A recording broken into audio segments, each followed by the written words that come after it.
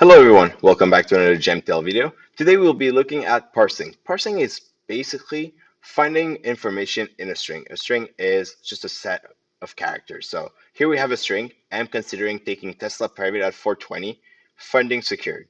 So in this string, we might want to get some information out of it. The most obvious one would be 420. We would want to get this price. It might be an analyst that gave it to us. It might be a tweet. Who knows? But we want to get this information. In the case of GMTL, we usually have a news that we want to get, price, the time at which we got the price. Sometimes we'll have some temperature for heating oil. So all that information we might want to get out. So here we'll be exploring the different formulas available to us to get information out of a string. This is basically a file called Parsing 101, which is available on the GMTL Google Drive. Look at the description below for the link. So I'll be providing commentary on all the formulas that are available, but you feel free to go and download the actual file and be exploring how to do parsing.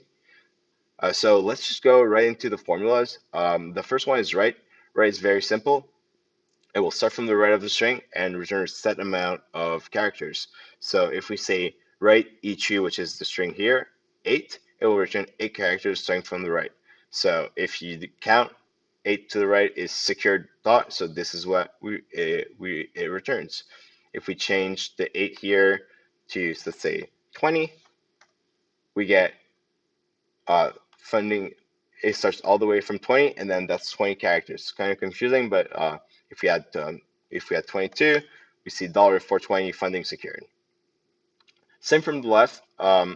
Starts on the left, returns a set amount of characters, self-explanatory, and then len, which means length, returns how many characters are in the whole string, which is sometimes an information that you need. Moving straight on to the find formula.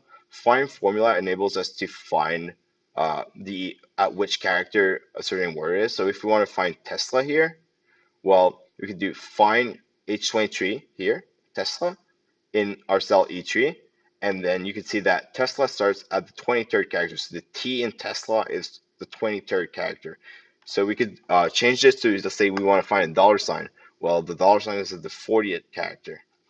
So let's put back Tesla and jump to the next one. Mid is how to get information like right or left, but what if the information is not at the left or the right? So in our case, 420 is not at the left or the right of the string, so we need to use a mid.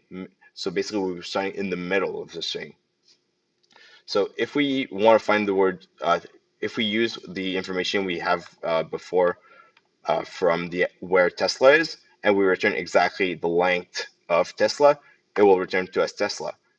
But let's put something more obvious. Let's put back the dollar sign and say, okay, we know where the dollar sign is, but we don't want the dollar sign. We want what's after it. So let's say +1.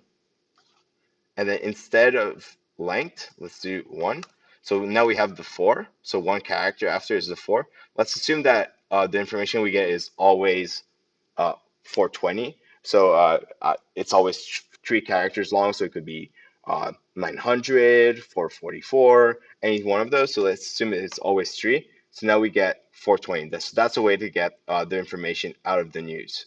There's other ways to make it more flexible and account for variable length. So the way we would do that is assume that find me where the space after the dollar sign is and return to me what's between those two.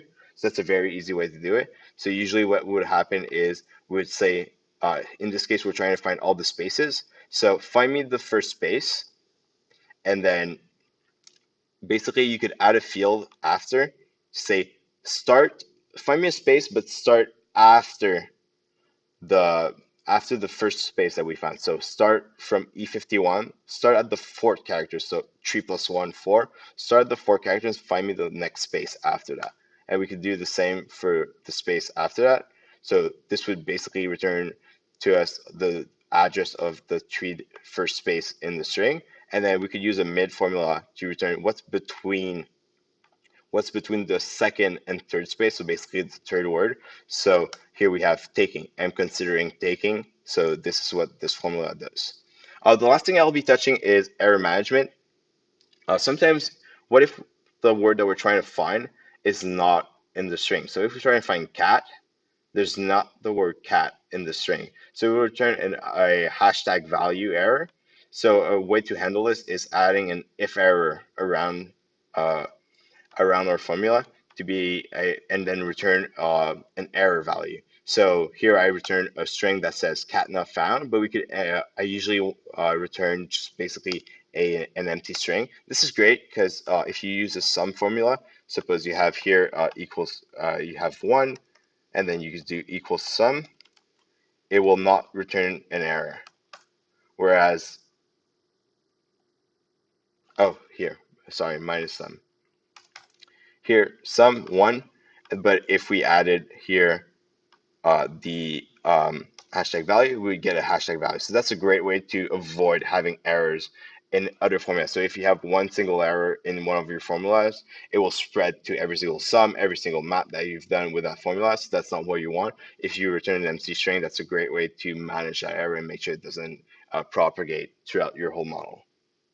All right, that's it for parsing. Feel free to explore the model and learn from it.